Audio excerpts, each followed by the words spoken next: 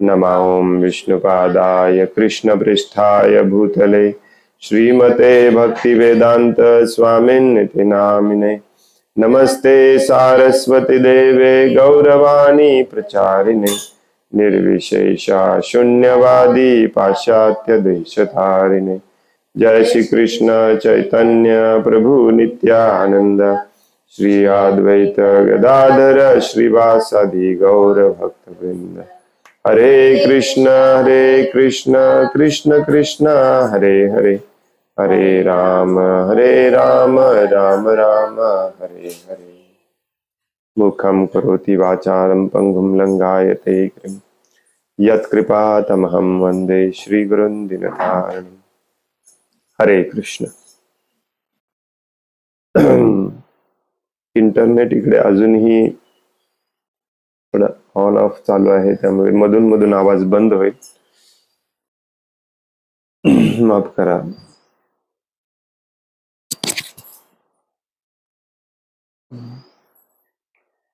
श्रीमद् भागवतम स्कंध 4 अध्याय 12 ध्रुव महाराजांचे भगवत धामात गमन। श्लोक नंबर 13। षट्त्रिंशद्वर्ष साहस्रम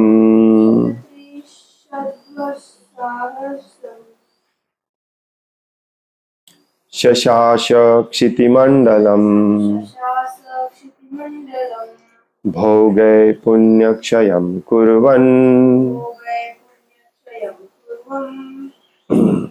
अभोगैर अशुभक्षयम्। षट्त्रिंशद्वर्षसाहस्रम् शशास क्षितिमंडलम भोगे पुण्यक्षयं कुर्वन् अभोगैरशुभक्षयम्। षट्त्रिंशद्वर्षसाहस्रम् शशास क्षितिमंडलम भोगे पुण्यक्षयं कुर्वन् अभोगैरशुभक्षयम्।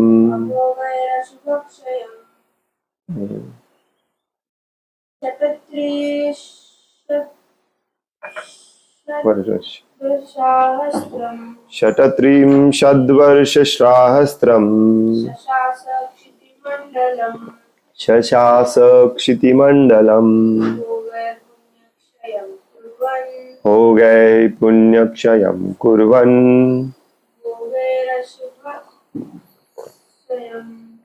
अभोगैरशुभक्षयम्।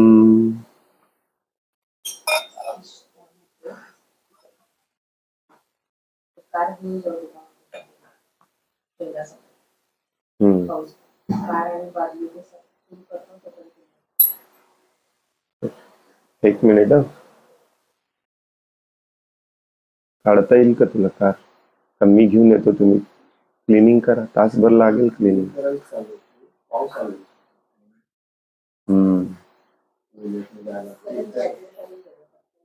एक कार काढता येत असेल तर, कारण मी काल लावताना चुकीची लावली, जरा रिव्हर्स घेऊन काढता येत असेल तर घेऊन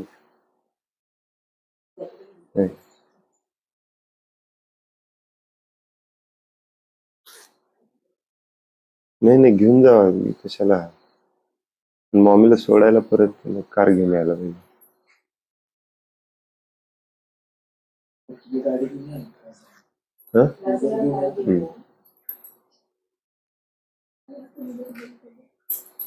हा, माग रिव्हर्स घेताना खाली पडेल त्या बाजूला, जरा केअरफुल कर। हरे कृष्ण, माफ करा। षट्त्रिंशत् 36 वर्षे साहस्रम 1000 शशास राज्य केले क्षितिमंडलम भूमंडल भोगय सुख उपभोगांद्वारे पुण्य पुण्यकर्मांचे फळ क्षय कुर्वन करून अभोगय तपश्चर्येने अशुभ कर्मांचा क्षय किंवा विनाश. भाषांतर आहे, ध्रुव महाराजांनी या भूमंडळावर 36 सहस्त्र वर्षे राज्य केले. त्यांनी सुख उपभोगाद्वारे पुण्यकर्मांच्या फळांचा क्षय केला आणि तप आचरणाद्वारे अशुभ कर्मांच्या फळांचा विनाश केला.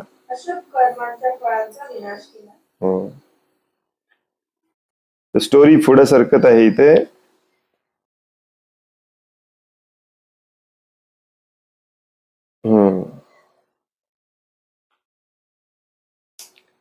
ध्रुव महाराजांनी 36,000 वर्ष काय केलं? इंटरेस्टिंग श्लोक आहे. सुख उपभोग घेऊन आपल्या पुण्य कर्मांच्या फळांचा शेवट केला आणि तप आचरण करून आपल्या अशुभ कर्मांच्या फळाचा विनाश केला. हे सगळं संपवायला पाहिजे इथे. ऑफकोर्स पूर्णपणे भगवंतांना शरण गेलेले ध्रुव महाराज.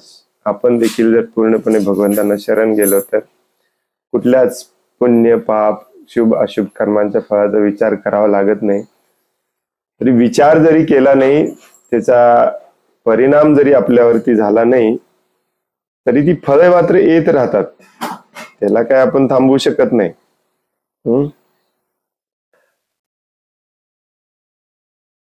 36,000 वर्ष त्यांना हे कर्मफळ संपवायला लागली. आणि त्याचबरोबर काल आपण वाचत होतो की त्यांनी भरपूर यज्ञ केले, भगवंतांच्या संतुष्टीसाठी भरपूर यज्ञ केले, भगवंतांच्या संतुष्टीसाठी भरपूर प्रमाणामध्ये आपल्या क्षत्रिय धर्मांचं पालन करीत भगवंतांसाठी कर्म केलं, कार्य केलं, भक्तिमय सेवा केली. आता पुढचे काही श्लोक हे काय काय केलं त्यांनी आणि कसे भगवत धामात गेले याच्याबद्दल आहेत.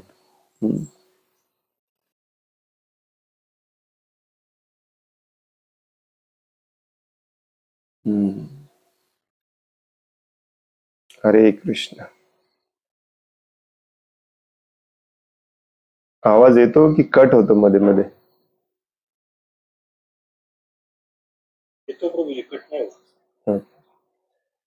तात्पर्य शील प्रभुपादांद्वारे ध्रुव महाराजांनी पृथ्वीवर 36 सहस्त्र वर्ष राज्य केले. याचा अर्थ त्यांचे राज्य सत्ययुगामध्ये होते असा आहे.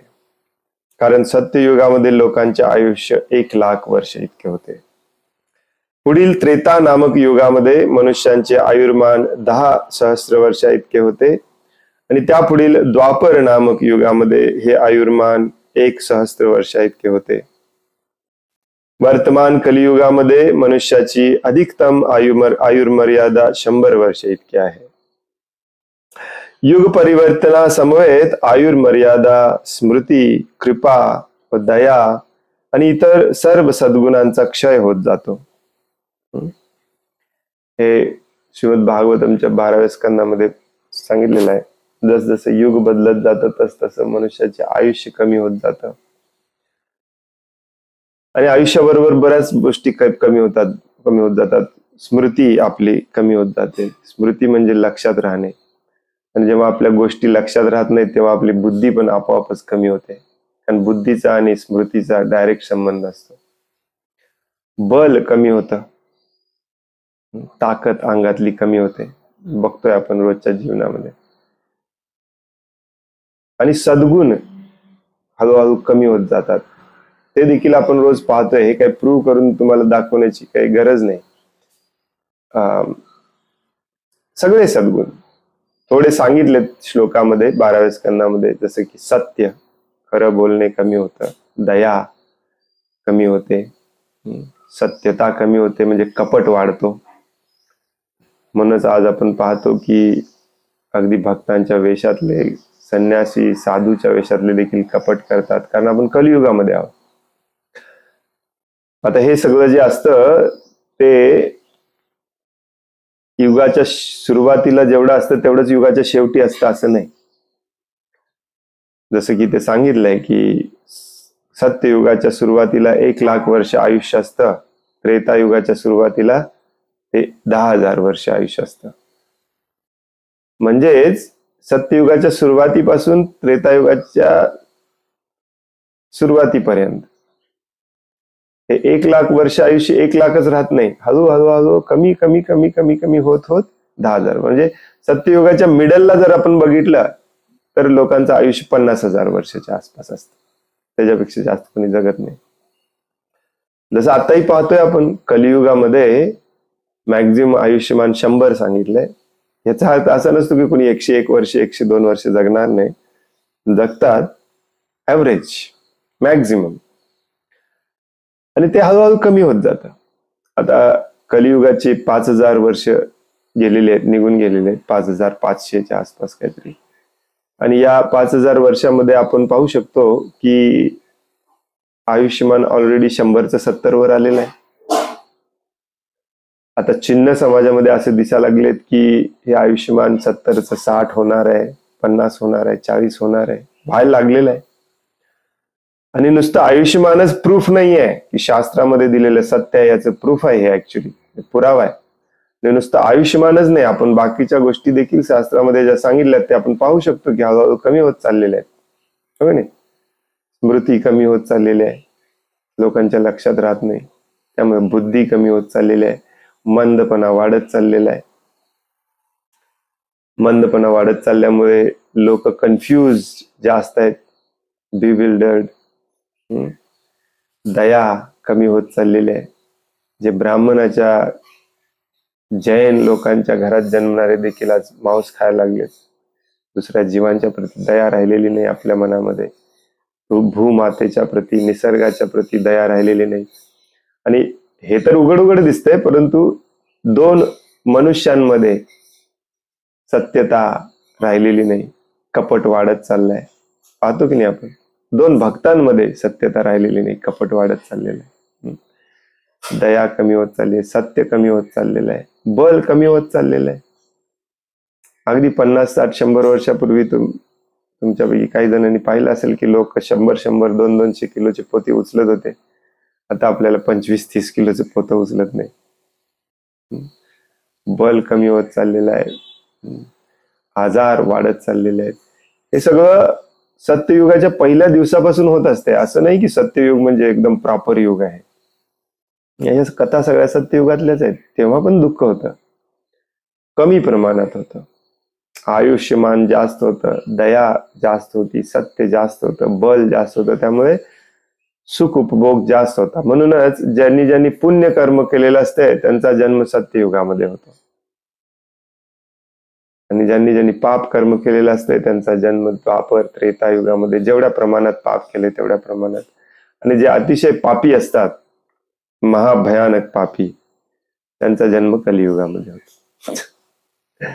आणि कलियुगामध्ये देखील इथून पुढे ज्यांचा जन्म होणार ते तर सुपर डुपर पापी असणार आहेत. कारण आपण बघतो काय परिस्थिती चालू आहे सध्या स्थितीमध्ये.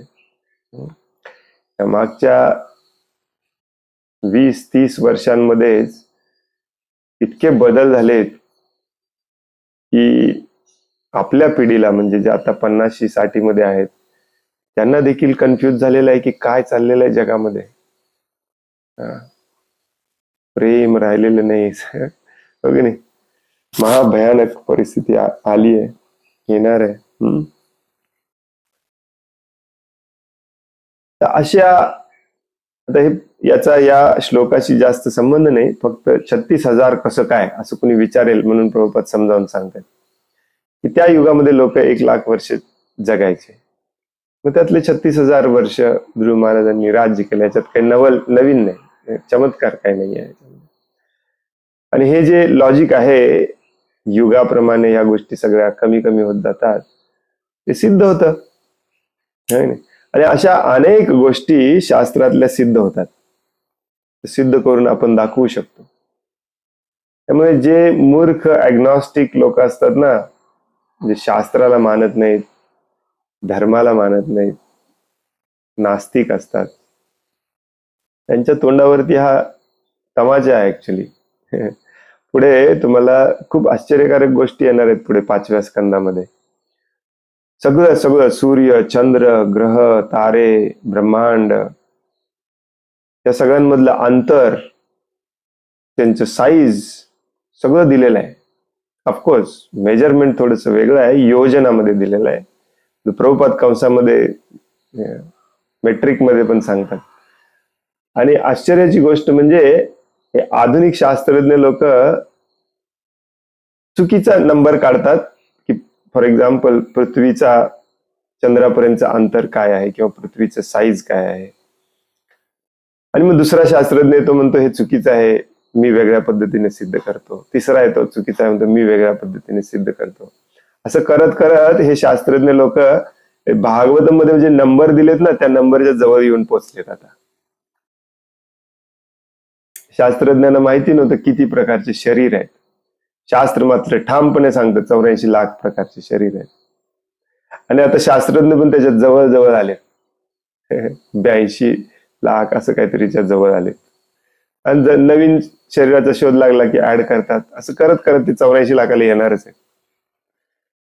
तर तुम्ही आधुनिक विज्ञानावर विश्वास ठेवणाऱ्या लोकांनी हे थोडंसं मनावर घेतलं पाहिजे की हजारो वर्षांपूर्वी आपल्या ऋषी मुनींनी अभ्यास करून सायंटिफिकली हे सगळं लिहून ठेवलेलं आहे. त्याच्यावर लगेच अविश्वास दाखवू नका. सगळ्याच गोष्टी तुम्हाला प्रूव्ह करता येत नाहीत म्हणून काय त्या सगळ्या नाकारायच्या नसतात. हे सायन्स, मॉडर्न सायन्स देखील तुम्हाला बऱ्याच गोष्टी प्रूव्ह करून दाखवू शकत नाही, तरी पण तुम्ही मान्य करताच ना, हो की नाही? मायक्रोवेव्ह, इलेक्ट्रोमॅग्नेटिक फील्ड, ॲटम्स, अणु, रेणू मान्य करताच ना, का तुम्ही स्वतःच्या डोळ्यांनी बघितले मगच मान्य करता. मग तसंच शास्त्रामधल्या ज्या गोष्टी आहेत त्यातल्या बऱ्याचशा गोष्टी प्रूव्ह करून दाखवता येतात, दाखवलेलं आहे. आणि श्रील प्रभुपाद म्हणायचे की तुमच्यासारख्या सायंटिफिक माइंडेड लोकांनी, इंजिनियर लोकांनी, डॉक्टर लोकांनी पुढे येऊन हे शास्त्राचं अध्ययन केलं पाहिजे, कारण तुम्ही हुशार आहात. तुमची बुद्धी जी आहे हे शास्त्र दुसऱ्यांना पटवून देण्यासाठी लावली पाहिजे तुम्ही. परंतु मनुष्य जेव्हा इंद्रिय तृप्तीच्या मागे लागतो तेव्हाच शास्त्रांना नाकारतो. नसेल तर शास्त्रामध्ये नाकारण्यासारखं काही नाहीच आहे. इंद्रिय तृप्ती सगळ्यात हवी होते, त्याच्या पुढे आपण आंधळे होतो. मग आपण शास्त्राला नावं ठेवायला लागतो, देवी देवतांना नावं ठेवायला लागतो, अक्षरशः भगवंतांना पण नावं ठेवायला लागतो. हे सगळं थोतांड आहे. मायथॉलॉजी पण, हिंदू मायथॉलॉजी मिथिकल आहे, काल्पनिक आहे सगळं. आपले हिंदू लोकच म्हणतात सगळं काल्पनिक आहे. अशा बऱ्याच गोष्टी आपण प्रूव्ह करून दाखवू शकतो. एनिवे, आपण कथेकडे परत येऊया. पुढे श्रील प्रभुपाद सांगतात पुण्यकारक आणि पापकारक असे कर्माचे 2 प्रकार आहेत. पुण्यकर्मे केल्याने मनुष्यास उच्च श्रेणीचा ऐहिक सुख उपभोग घेण्याच्या सुविधा प्राप्त होऊ शकतात, परंतु अशुभ अशी पाप कर्मे केल्याने त्याला अतोनात दुःख भोगावे लागते. तथापि भक्ताला ऐहिक सुखामध्ये स्वारस्य नसते किंवा दुःखाने तो प्रभावितही होत नाही. जेव्हा समृद्धी त्याच्या पायाशी लोळण घेत असते तेव्हा तो जाणतो की मी माझ्या पुण्यकर्मांचे फळ भोगून ते नष्ट करीत आहे, आणि जेव्हा तो दुःखामध्ये असतो तेव्हा तो जाणतो की मी माझ्या पाप कर्माची फळे नष्ट करीत आहे. भक्ताला सुख दुःखाशी काही देणे घेणे नसते. त्याला केवळ भक्तिमय सेवा करण्याची इच्छा असते.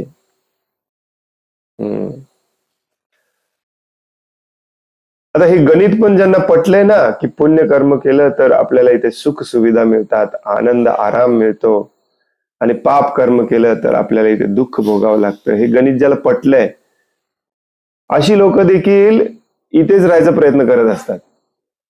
त्यांचं लॉजिक हे असतं की मग पुण्य कर्मच आपण काटेकोरपणे करूया म्हणजे आपल्याला दुःख भोगावं लागणार नाही. पण असं होत नाही दुर्दैवाने.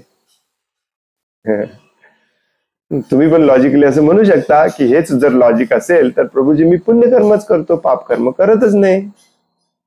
बघूया. परंतु एक ठराविक आयु मिळालेली असते तुम्हाला, त्याच्यात किती पुण्यकर्म करणार तेवढ्याच फळ मिळणार. आणि ती फळं भोगून झाली की पुन्हा मृत्यू आहेच. आणि असं तुम्ही असं म्हणाल की मग ती फळं भोगत भोगत मी अजून पुण्यकर्मच करतो. मग असे लोक करतात देखील आणि शास्त्रामध्ये दिलंय देखील. यांचा जन्म चंद्रावर होतो, सूर्यावर होतो, स्वर्गात होतो, ब्रह्मलोकात होतो. अधिक अधिक पुण्यकर्म करत जातात, अधिक अधिक ऐशो आराम जगत राहतात. परंतु जसजसं पुण्यकर्म करत वर जाऊ ना आपण जनलोक, तपलोक, महरलोकामध्ये, तसं तिथे आपल्याला सगळी पुण्यकर्म करणारीच माणसं भेटतात. संघ आपल्याला चांगला भेटतो. आणि मग त्या संघामध्ये आपल्याला समजायला लागतं की किती पुण्य केलं तरी ह्याला लिमिट आहे. ह्याला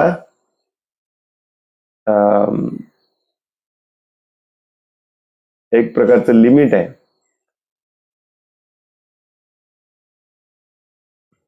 आणि रिस्क पण आहे. आणि भौतिक जगामध्ये प्रत्येक जीव हा भौतिक सुख भोगण्यासाठी आलेला असतो. पण तो कधी कधी ते सूक्ष्म प्रमाणामध्ये पाप करायला त्याला भाग पाडलं जातं प्रकृतीच्या 3 गुणांनुसार. पुण्य कर्म करून स्वर्ग लोकाची प्राप्ती केलेली आहे, तिथे ऐशोआरामाचं जीवन जगतोय. परंतु तिथली एखादी अप्सरा दिसली की मनामध्ये वाईट भाव आला की संपलं. ते इतकं डेंजरस असतं. म्हणून इथे नुसतंच पुण्यकर्म करून राहून कुणीही राहू शकत नाही. कळत न कळत शब्द मी वापरते, कळत न कळत, पण ऍक्च्युअली ते जाणून बुजूनच असतं. छोटी मोठी पाप होतातच. आणि ही साखळी असते. न्यूक्लिअर चेन रिॲक्शन, अणु शृंखलासारखी. अणुबॉम्बमध्ये जशी शृंखला होते की नाही, एक अणु दुसऱ्या अणूवर जाऊन आपटतो, मग तो 10 अणूंना फ्री करतो, तो 10 ते 10 अणू अजून 50-100 वरती जाऊन आपटतात. तसं एक पाप कर्म केला, त्या पापातून मिळालेल्या सुखाची चटक लागली की अजून पाप कर्म करावं असं वाटतं. माणूस मग थांबत नाही, मग त्याच्यामध्ये त्याला दुःख भोगावं लागतं. आणि मग हे दुःख भोगत असताना देखील त्याचे लॉजिक लवकर फिक्स होत नाही, ते त्याच लॉजिक मध्ये असतो. मग तो विचार करतो की अरे रे रे, पाप कर्म केल्यामुळे आपल्याला हे दुःख लागलं, त्याला पाप कर्म आता बंद करूया किंवा अजून थोडे प्रयत्न करूया सुख मिळवण्याचा. आणि याच्यामध्येच माणूस अडकलेला असतो. बेस्ट आहे ना पापाचा विचार करायचा, ना पुण्याचा विचार करायचा, ना शुभ गोष्टींचा विचार करायचा, ना अशुभ गोष्टींचा विचार करायचा. सदैव भगवंतांच्या स्मरणात भगवंतांची सेवा करायची. मग पूर्व जन्मामध्ये किंवा या जन्मामध्ये देखील जे काही पुण्य पाप कर्म केले त्याचं फळ मिळत राहणार भक्तिमय सेवा करताना देखील. परंतु भक्ताला त्याची पर्वा नसते. पुण्यकर्माचं फळ मिळालं तरी तो म्हणतो इट्स ओके, हरे कृष्ण. त्याच्यातून जो काही लाभ झालेला असेल ते भगवंतांसाठी वापरूया. पाप कर्माचं फळ दुःखाच्या रूपात मिळालं तरी तो म्हणतो हरे कृष्ण, थँक्यू व्हेरी मच भगवान, माझ्या कर्माचं फळ आताच दिल्याबद्दल आणि लवकर माझी सुटका केल्याबद्दल. जितकं जास्त दुःख होईल तितकं तो भगवंतांना थँक्यू म्हणतो. कारण ते गेलं एकदाचं फळ मिळून गेलं, तर अजून एक जन्म घ्यायचं म्हणजे अजून अडकायचं.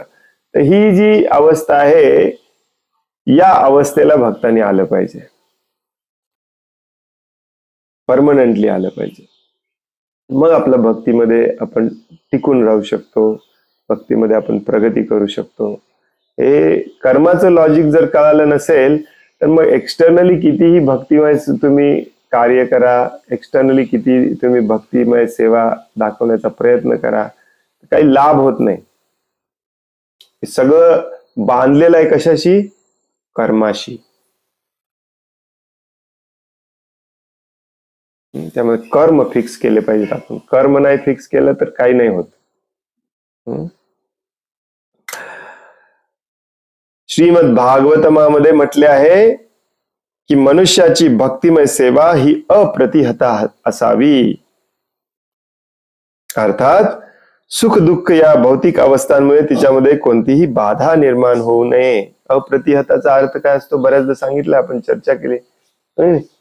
भागवतमच्या पहिल्या स्कंदामध्ये हा श्लोक आहे. भक्तिमय सेवा कशी असली पाहिजे?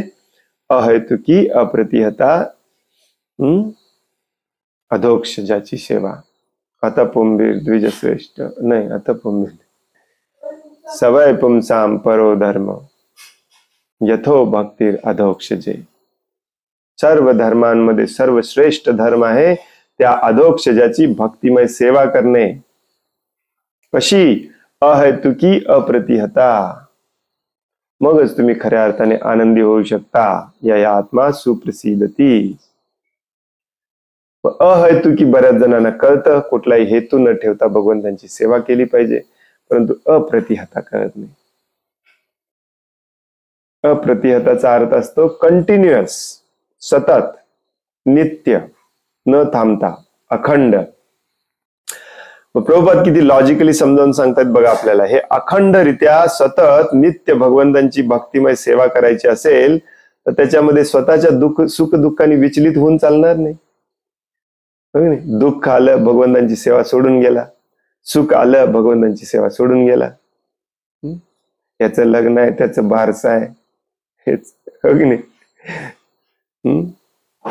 मैताला जायचंय, रक्षा विसर्जनला जायचंय.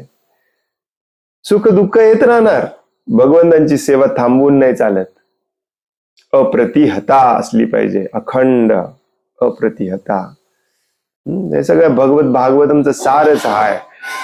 तन मन वाचा काया सगळं भगवंतांच्या सेवेत सदैव असलं पाहिजे, सदैव अप्रतिहता. एकादशी आणि याचप्रमाणे इतर दिवशी उपवास करणे आणि अवैध मैथुन जीवन, नशापान, जुगार आणि मांसाहार या गोष्टीपासून दूर राहणे, अशा प्रकारची तपस्या भक्तांद्वारे केली जाते. अशा प्रकारे तो गत जीवनातील आपल्या पाप कर्मांपासून शुद्ध होतो आणि त्याच वेळी तो सर्वाधिक शुभ अथवा पुण्यकारक असणाऱ्या भक्तिमय सेवेचे आचरण करीत असल्यामुळे पृथक प्रयत्न वाचूनच जीवनाचा उपभोग घेतो. पृथक प्रयत्न वाचूनच म्हणजे वेगळं काही प्रयत्न करावा लागत नाही त्याला आनंदासाठी. पूर्वीच्या काळामध्ये तपस्या महाभयानक होती, जसं ध्रुव महाराजांनी केली. असे बरीच उदाहरणं आहेत शास्त्रामध्ये ज्यांनी तपस्या केली. छोटे मोठे पण भरपूर उदाहरणं आहेत. आपल्याला फक्त ध्रुव महाराज, प्रल्हाद महाराज अशी उदाहरणं माहिती आहेत, परंतु छोटी छोटी पण उदाहरणं आहेत. युधिष्ठिर महाराज, विदुरजी, भीष्मदेव, अक्षरशः धृतराष्ट्राने देखील तपस्या केली. शेवटी जाताना काही न खाता पिता अष्टांग योगाचा आचरण करून तो देखील भगवत धामात गेला. तर प्रभुपाद आपल्या प्रवचनांमध्ये, आपल्या लेक्चरमध्ये बऱ्याच वेळेला सांगतात की मानवी जीवन जे आहे हे तुम्हाला विशेष करून तपस्येसाठी दिलेलं आहे. मानवी जीवनामध्येच जीव तपस्या करू शकतो. तपस्या म्हणजे मनावरती कंट्रोल ठेवण्यासाठी, भगवंतांची सेवा करण्यासाठी जे आवडत नाही ते पण करणे, जे आवडतं त्याचा त्याग करणे, त्याच्यासाठी मनावर खूप कंट्रोल असावं लागतं. आणि या भौतिक जगामध्ये सगळ्यात स्ट्रॉंग इंद्रिय तृप्तीची इच्छा असते ते म्हणजे खाणे पिणे आणि मैथुन सुख.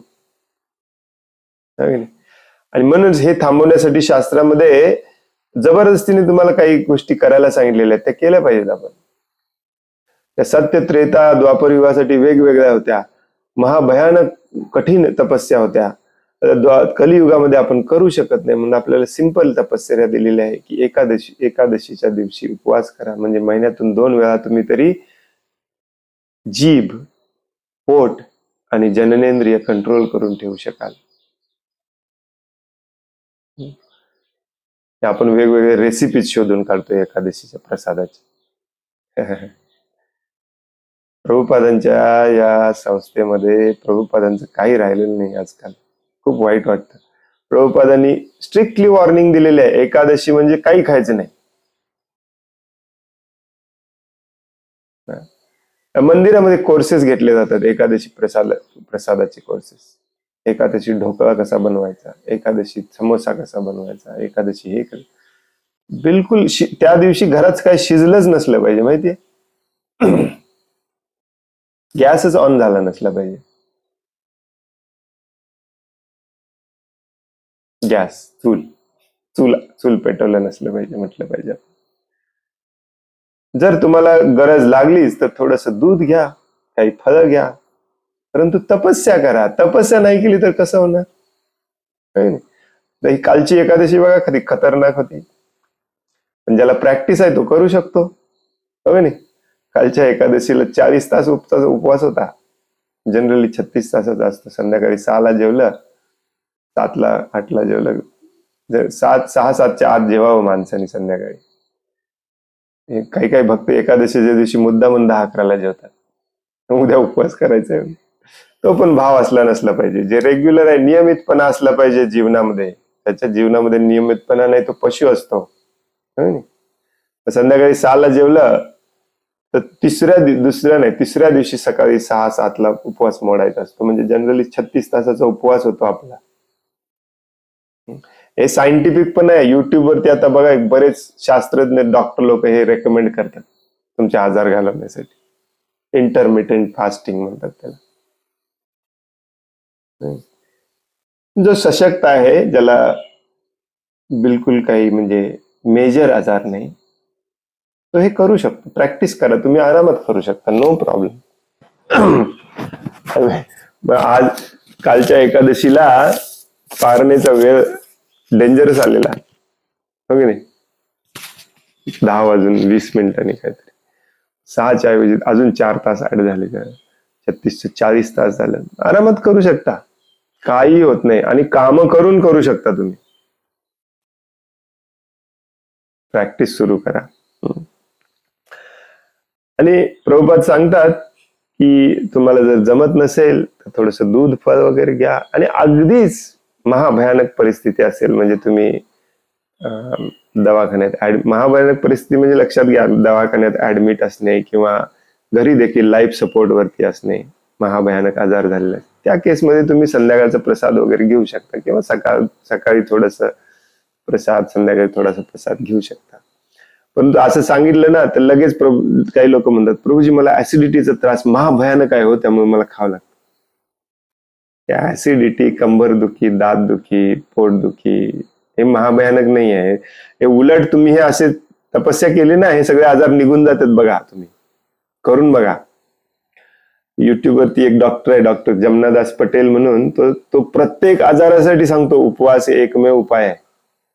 कॅन्सरसाठी उपवास परफेक्ट औषध आहे. परंतु इंद्रियांच्या आहारी गेलेलो आहे आपण, आपल्याला ते लक्षात येत नाही. लाडू दिसला, चपाती दिसला, लगेच इंद्रियाकडे वळतो आपण. लहानपणापासून याची ट्रेनिंग द्या मुलांना. बघा, आमच्या इथे 13-14 वर्षाच्या मुली पूर्ण उपवास करतात, पूर्ण काही न खाता पिता. आणि त्या दिवशी सत्संग असेल ना तर त्याच मुली वाढायचं काम करतात सगळ्यांना. वास येत असतो, डोळ्यासमोर दिसत असतं, तरी खात नाहीत. 13-14 वर्षाच्या मुली. आपण 40चे झालो, आपल्याला एवढी तपस्या जमत नाही. सगळे आजार निघून जात. भौतिक फायदा पण आहे तुमचा, करा. आणि मग त्याचबरोबर तपस्येचा भाव पण असला पाहिजे की आज एकादशी आहे, भगवंतांना अतिप्रिय दिवस आहे, तर या दिवशी आपण काम केलं नसलं पाहिजे. काम नाही केलं तर मग उपवास करायला पण मदत होते. काम नाही करायचं, मग काय करायचं, वाचन करायचं, श्रवण करायचं, 4, 6, 8 एक्स्ट्रा माळा जप करायचं. एकादशीच्या दिवशी 25 माळा जप करायच्या. प्रभुपाद एका लेक्चर मध्ये सांगतात 20 करा, 25 करा, एकादशीच्या दिवशी 32 करा.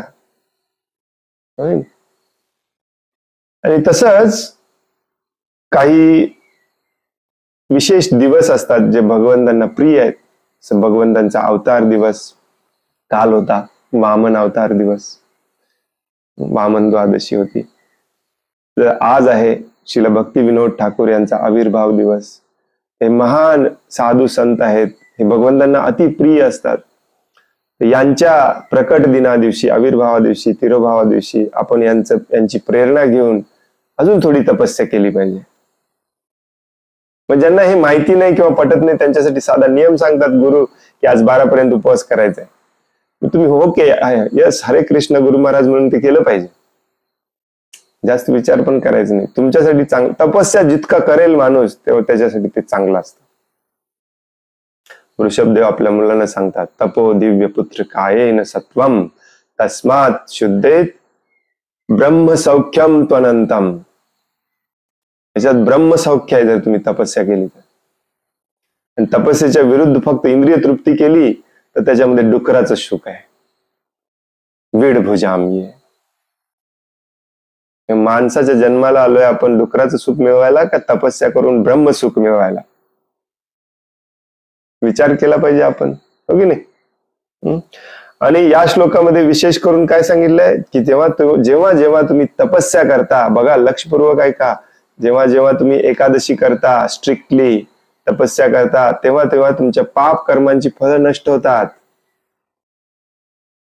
ऐकणे अजून फायदा, डबल फायदा. कॅन्सर पण जातो, बीपी नॉर्मल होते, शुगर कमी होते.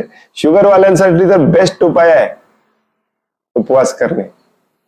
हे फालतूचं बरोबर उलट सांगतात डॉक्टर. शुगरवाल्यांनी जास्त खाल्लं पाहिजे, दिवसातून 5 वेळा खाल्लं पाहिजे, जरा जरा खाल्लं पाहिजे. इतकी बोगस फिलॉसॉफी आहे ही.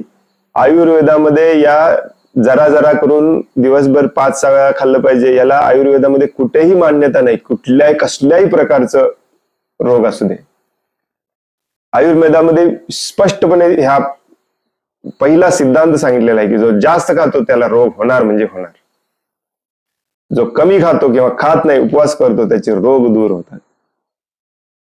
आणि शास्त्र आपल्याला सांगितलंय की रोगाबरोबर पाप कर्माचे फळं पण दूर होतात. सोने पे सुहागा, एका दगडात 2 पक्षी. का नाही करायचं तुम्हाला? इतके वर्ष झालं तुम्ही आमच्या क्लासला जोडलेले आहात, इतके वर्ष झालं तुम्ही माझ्याकडून ऐकता. हे मी 1000 वेळा रिपीट केलेलं आहे.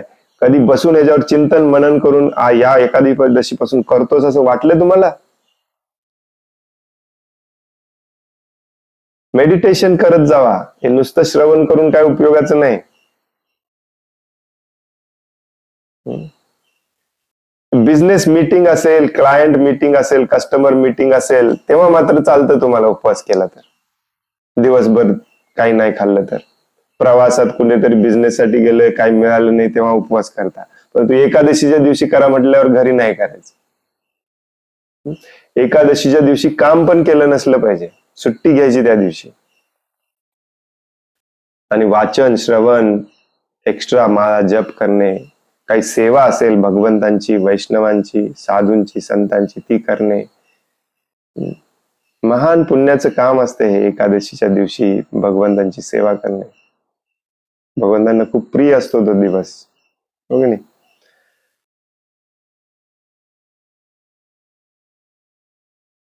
अशा प्रकारे गत जीवनातील आपल्या पाप कर्मांपासून शुद्ध होतो आणि त्याच वेळी सर्वाधिक शुभ अथवा पुण्यकारक असणाऱ्या भक्तिमय सेवेचे आचरण करीत असल्यामुळे वेगळा कुठलाही प्रयत्न न करता जीवनाचा उपभोग पण घेतो.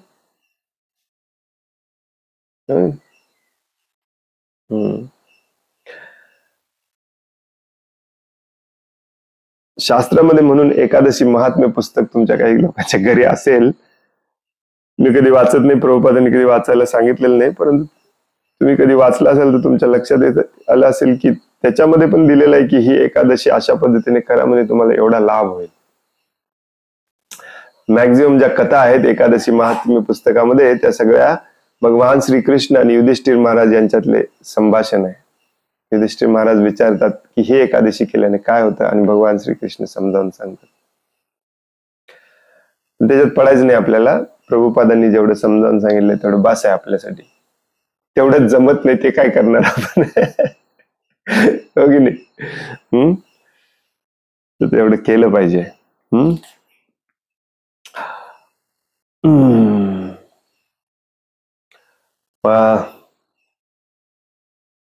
छोटासा तात्पर्य होता. मला वाटलं 2-3 श्लोक वाचून होतील, पण 6:50 झालेत. आपण इथेच थांबूया. मला पण थोडस काम आहे आज. कोणाला काही प्रश्न आहे, काही सांगायचं आहे?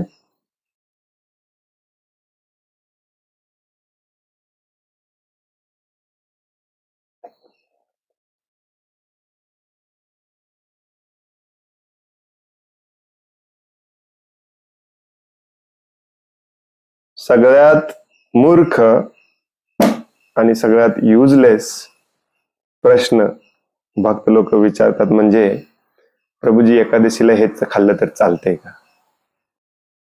ते कशाला विचारायचं? आणि इतके सारे हे करून ठेवलेत आपण त्याच्यावरती एक अख्खं अख्खा म्हणजे एवढं मोठं पुस्तक लिहिता येईल एवढं डिस्कशन झालंय भक्तांचं त्याच्यावरती. काय चालतंय एकादशीला, काय चालत नाही. मग आणखीन एक भांडणं होतात. काल तशीच भांडणं चालली होती की आज एकादशी आहे का उद्या एकादशी आहे. भाव महत्वाचा आहे, त्याच्यावरती लक्ष कोणालाच द्यायचं नाही. आज आहे का उद्या आहे. गवड्या मठवाले सांगतात उद्या आहे, इस्कॉनवाले सांगतात आज आहे, आपले नॉर्मल हिंदू लोक म्हणतात उद्या आहे. ह्या शास्त्रात सांगितले हे खाल्लं तर चालतंय, त्या शास्त्रात सांगितलं ते खाल्लं तर चालतंय. अरे कशाला पाहिजे तुम्हाला हे सगळं?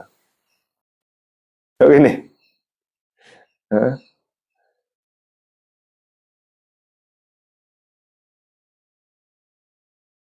भक्तांचा संग करा, वाचन श्रवण करा, जीभ आणि पोट तुम्हाला सतावणार नाही. त्या दिवशी बिझी ठेवा भगवंतांच्या सेवेमध्ये स्वतःला.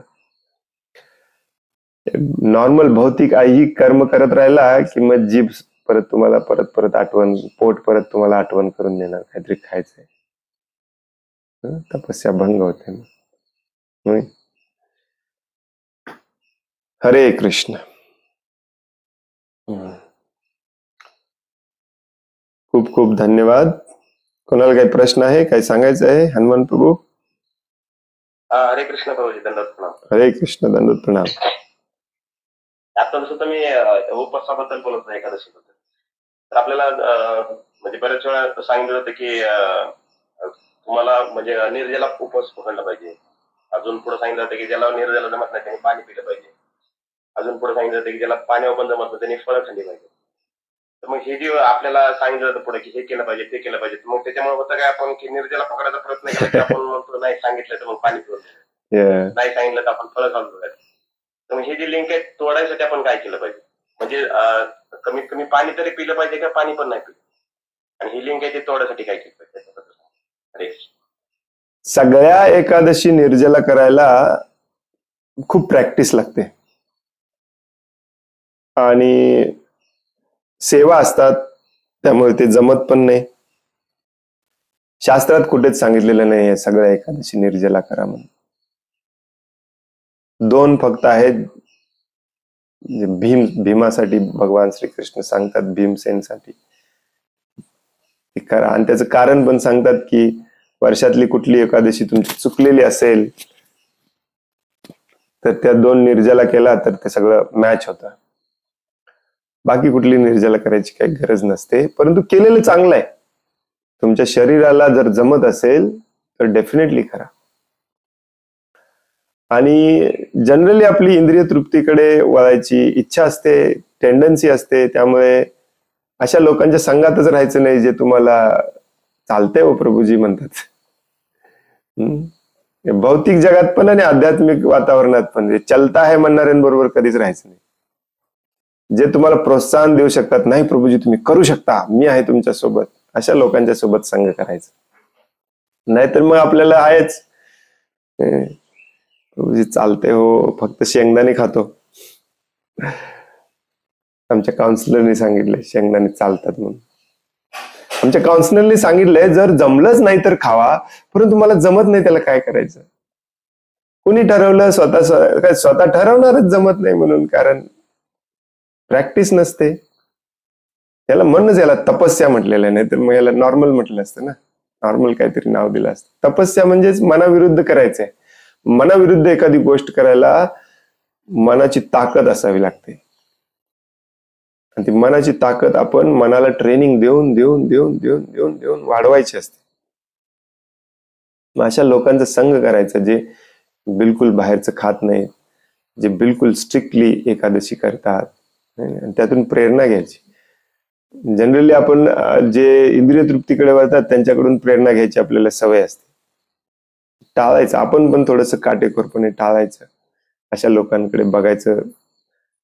कधी मान आपली नजर वरती असली पाहिजे, खाली नसली पाहिजे.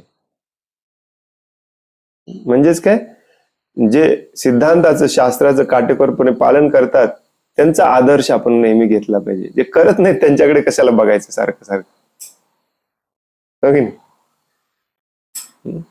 आणि आपण 4 लोकांसाठी आदर्श बनलं पाहिजे. तुम्ही पण 4 लोकांसाठी आदर्श बना. मग तुमचं पण ना स्ट्रिक्टली तपस्या होईल. कारण 4 लोक तुम्हाला बघून करायला लागले ना, मग तुम्हाला पण लाज वाटायला लागते की माझ्याकडून शिकून हे करायला लागले आणि मी इंद्रिय तृप्तीला परत बळी पडायला लागले. नाही, चालणार नाही, मी पण स्ट्रिक्टली करतो. हे खूप महत्वाचं असतं. आणि जर तुम्ही एकटे असाल, फोनवरून संग करा, ऑनलाईन संग करा, आणि तरी पण मन विचलित होत असेल, काय होत असेल, तर जसं मी मगाशी म्हणालो तसं स्वतःला बिझी ठेवा. भगवंतांची सेवा करण्यामध्ये, जप करण्यामध्ये, वाचन श्रवण करण्यामध्ये. घरातल्यांना तशी स्ट्रिक्ट वॉर्निंग द्या की एकादशी असेल त्या दिवशी मला करायचे, तुम्हाला करायची नसेल तर मला विनाकारण येऊन सारखं सारखं विचार नका. बायकांची सवय असते, थोडस खाऊन घ्या हो, काय होतंय. तुम्हाला तो प्रॉब्लेम नाही आहे सुदैवाने, तो गृहस्थ लोकांना खूप मोठा प्रॉब्लेम असतो. त्यांनी ठरवलेलं असतं स्ट्रिक्टली करायचं, माताजी हळूच येऊन विचारतात, थोडस आज नवीन बनवले, ट्राय तरी करा. झालं, ह्याच गेलं सगळं परत. भक्तांनी एकमेकांना प्रोत्साहन दिलं पाहिजे. स्ट्रिक्टनेस थोडासा वाढवायचा, संघ थोडासा चांगला करायचा आपण, हो की नाही?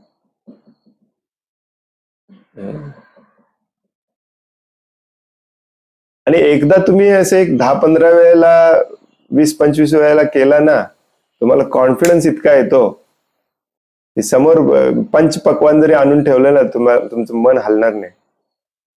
जसं मी मगाशी म्हणालो ना की एकादशी केलेली लोक एकादशी प्रसाद वितरण करतात, फुल कॉन्फिडन्स असतो त्यांना, तरी करतात. हे प्रॅक्टिसची गोष्ट आहे. ही सवय मनाला नेहमी ट्रेनिंग द्यायचं असतं. मनाला ज्याप्रमाणे ट्रेनिंग द्याल त्याप्रमाणे मन वागतो. No problem. हरे कृष्ण.